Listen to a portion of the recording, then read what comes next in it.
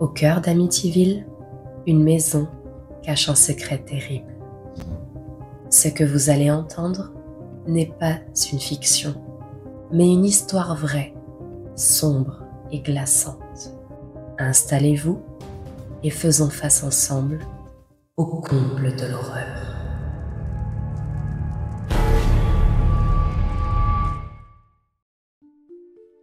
Au cœur de l'hiver 1965, dans la petite ville tranquille d'Amityville, sur la côte est de Long Island, une maison de style colonial se dresse sur Ocean Avenue.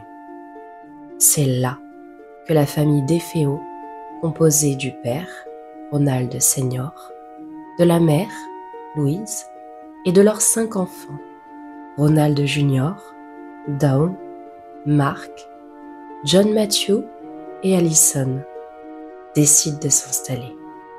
La maison, spacieuse, 2 étages, avec ses volets verts, semble parfaitement ordinaire.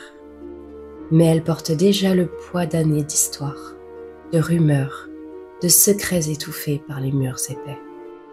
Ronald Sr., un homme à la fois autoritaire et distant, travaille dans la marine marchande. Louise, mère de famille dévouée mais réservée, tente de garder l'harmonie dans ce foyer où les tensions entre frères et sœurs sont palpables. Ronald Jr., l'aîné, adolescent taciturne et tourmenté, semble porter sur ses épaules un poids invisible, un orage prêt à éclater. L'emménagement se fait dans une ambiance presque banale, presque rassurante. Les cartons sont posés, les meubles installés. Pourtant, dans cette maison, au parquet grinçant et aux longues pièces sombres, quelque chose commence à bouger. Une présence sourde, insidieuse. Les premiers jours, rien d'étrange à signaler. Mais très vite, des petits incidents perturbent le quotidien. Des bruits sourds dans les murs, des ombres qui semblent danser au coin de l'œil. Louise entend des murmures à la tombée de la nuit, tandis que Ronald Jr. se renferme de plus en plus dans un mutisme inquiétant. Le quartier, paisible en apparence, est loin d'être serein. Des voisins chuchotent, racontent des histoires de fantômes, de malédictions anciennes liées à la maison, mais personne n'ose vraiment y croire. Pas encore. Pourtant, cette maison, au 112 Ocean Avenue, est prête à dévoiler ses secrets les plus sombres. Les jours passent et la maison, qui au départ semblait juste un toit au-dessus de la tête, commence à révéler sa véritable nature. Ce n'est plus seulement un lieu, c'est une atmosphère, un personnage à part entière qui s'insinue dans la vie des DeFeo. Ronald Jr., le fils aîné, devient de plus en plus distant, voire hostile. Il passe ses nuits à errer dans les couloirs sombres, parlant seul, marmonnant des phrases incompréhensibles. Sa chambre devient un sanctuaire d'ombres mouvantes, où les murs semblent suinter d'une présence invisible. Louise, la mère, ressent une oppression croissante. Des courants d'air glacés l'effleurent, malgré les fenêtres bien fermées. Des objets changent de place, disparaissent, réapparaissent. Les animaux du quartier évitent la maison, comme si elle dégageait une mauvaise odeur invisible. Un soir, alors que la famille est réunie dans le salon, un fracas sec résonne à l'étage. Des tableaux tombent brutalement des murs. Des portes claquent sans raison. Chacun se fige, pris d'une peur sourde. Ronald Sr. tente de rationaliser, mais même lui commence à douter. L'ambiance se fait électrique, lourde. On parle à voix basse, on jette des regards inquiets. Le mystère s'épaissit. Puis, une nuit fatidique, les événements prennent une tournure tragique. Le silence de la maison fut brisé dans la nuit glaciale du 13 novembre 1974 par un souffle lourd, chargé de folie et de désespoir. Ronald Jr., alors âgé de seulement 23 ans, s'éveille dans sa chambre. Mais ce ne fut pas un réveil ordinaire.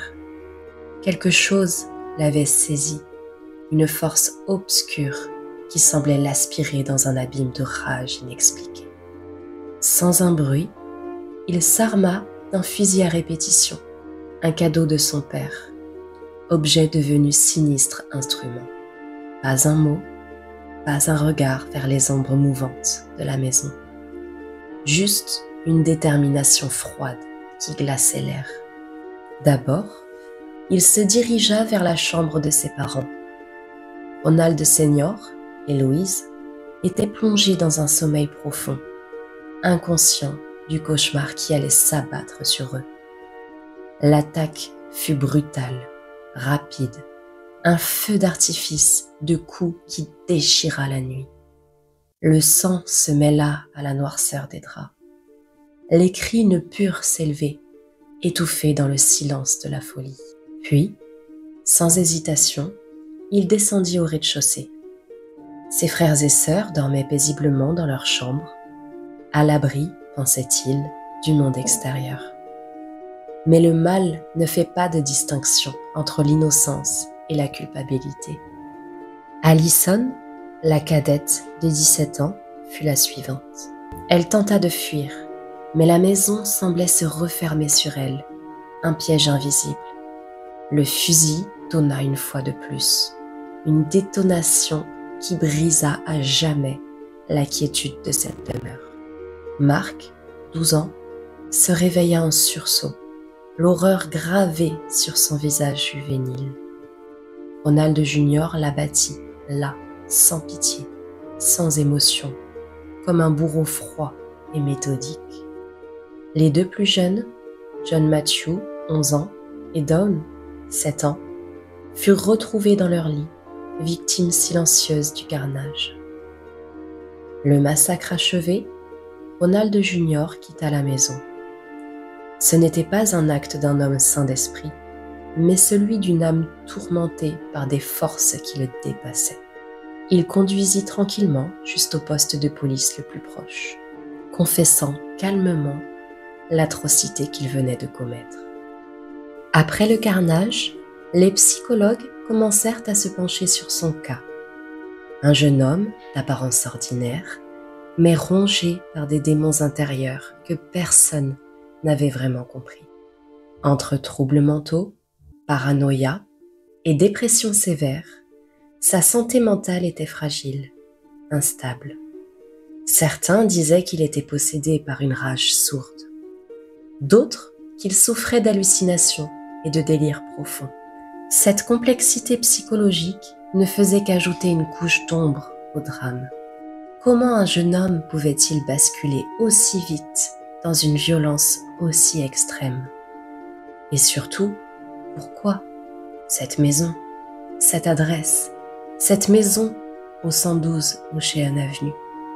L'enquête qui suivit fit rapidement grand bruit. Les voisins, encore sous le choc, peinaient à croire ce qu'ils avaient vu.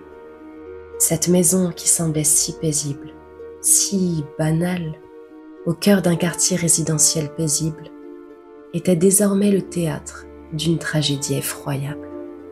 Les policiers découvrirent la scène macabre, l'odeur persistante du sang, les signes évidents d'une lutte intérieure. Mais plus étrange encore, plusieurs témoins rapportèrent des phénomènes inexpliqués autour de la maison dans les jours qui suivirent. Lumière qui clignotait sans raison, sons étranges dans la nuit, ombres mouvantes aperçues aux fenêtres.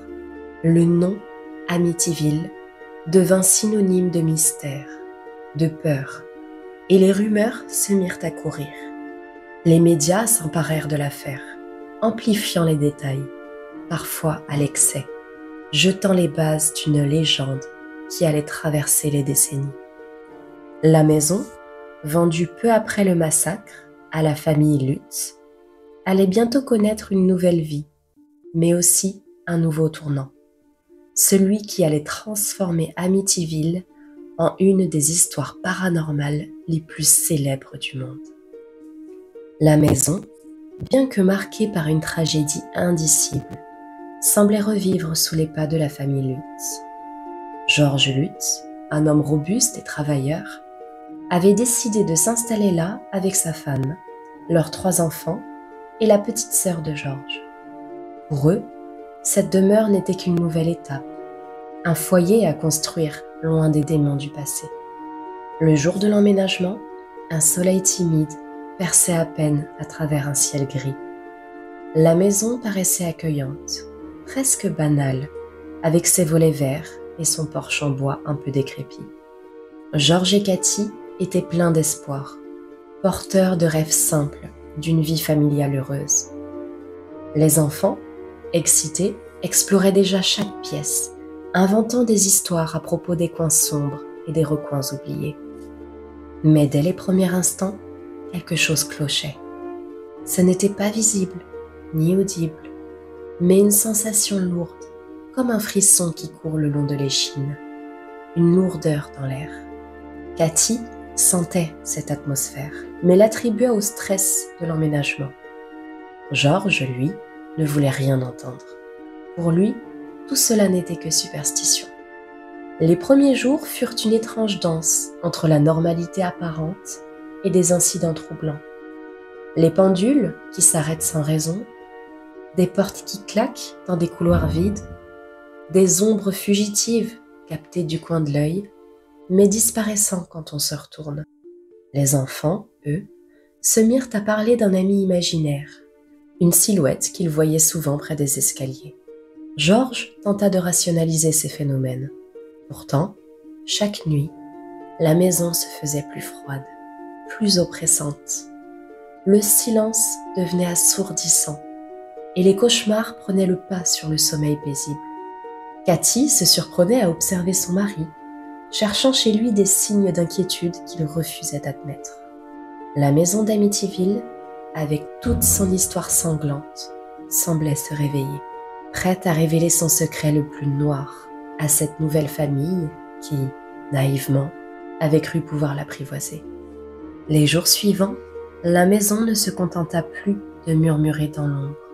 Elle commença à parler, à hurler même, à sa manière insidieuse. Tout d'abord, ce furent des petits détails, des objets qui changeaient de place, comme si une main invisible jouait avec eux.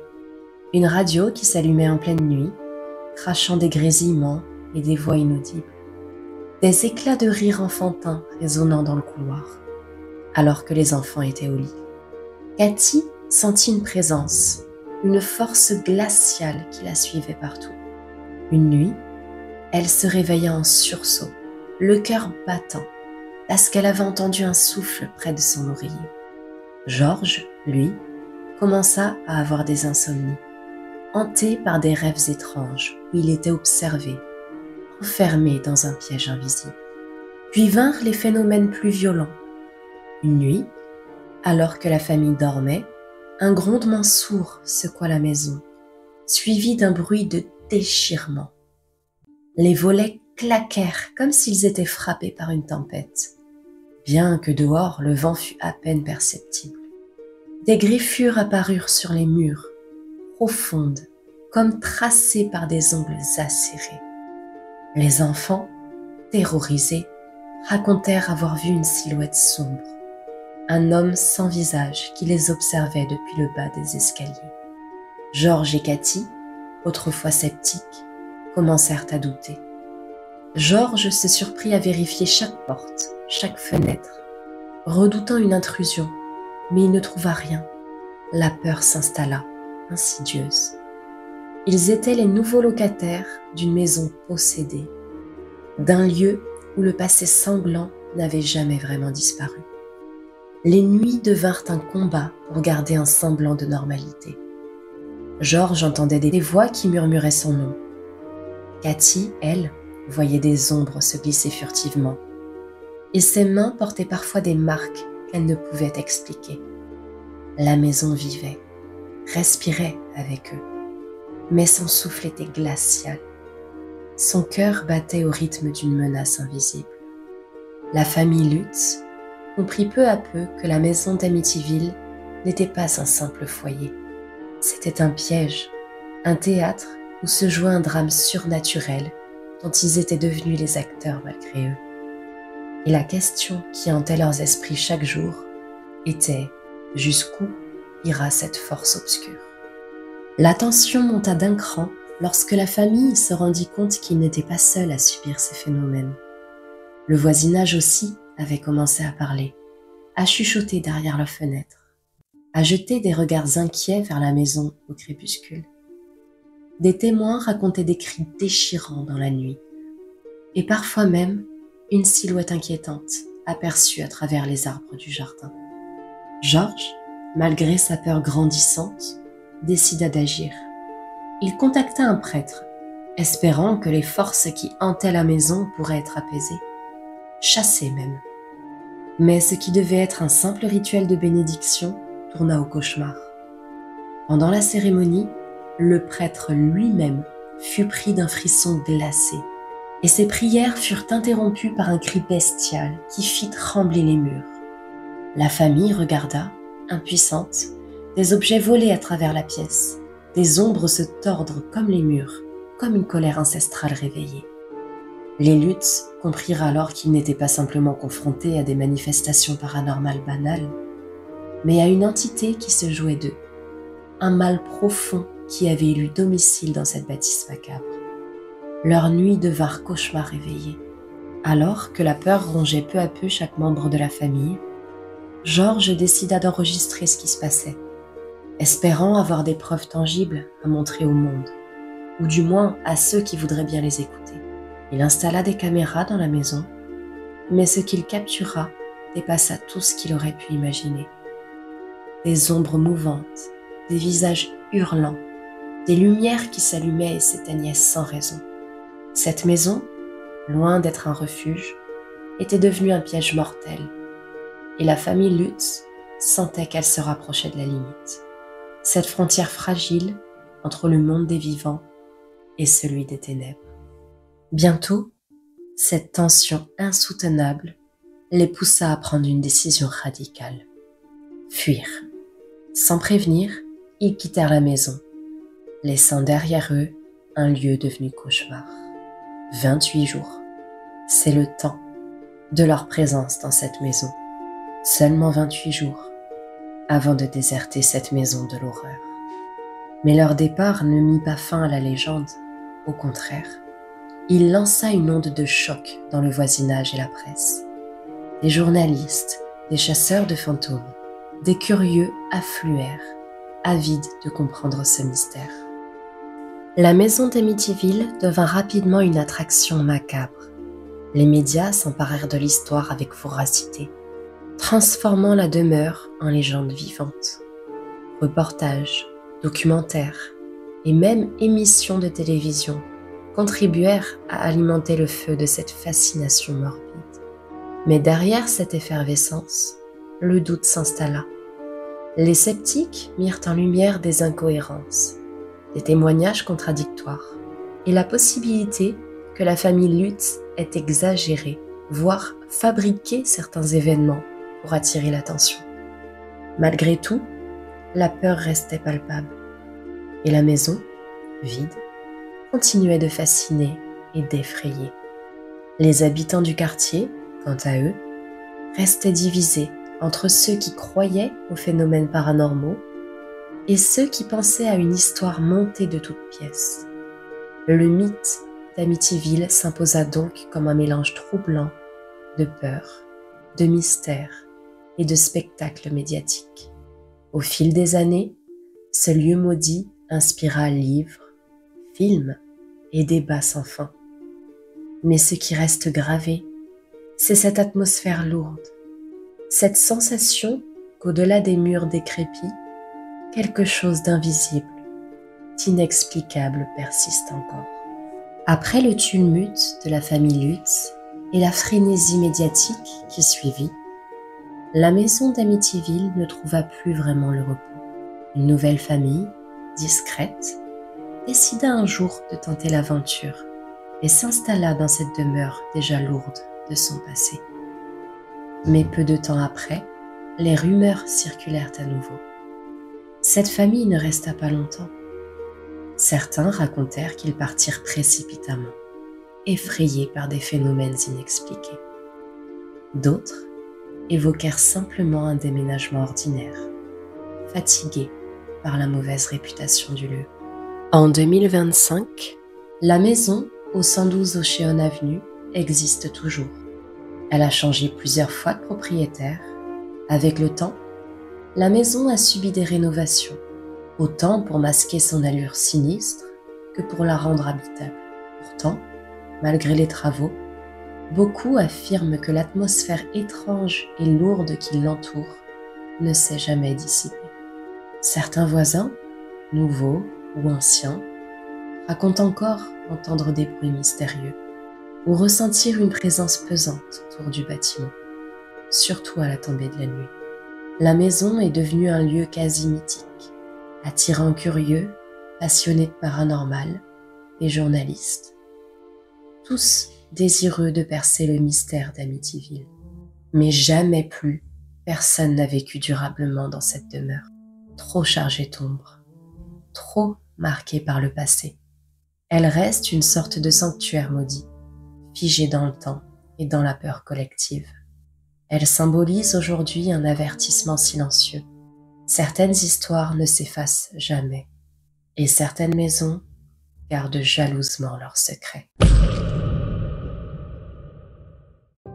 Si cette histoire vous a glacé le sang, n'oubliez pas de vous abonner, de liker et de partager.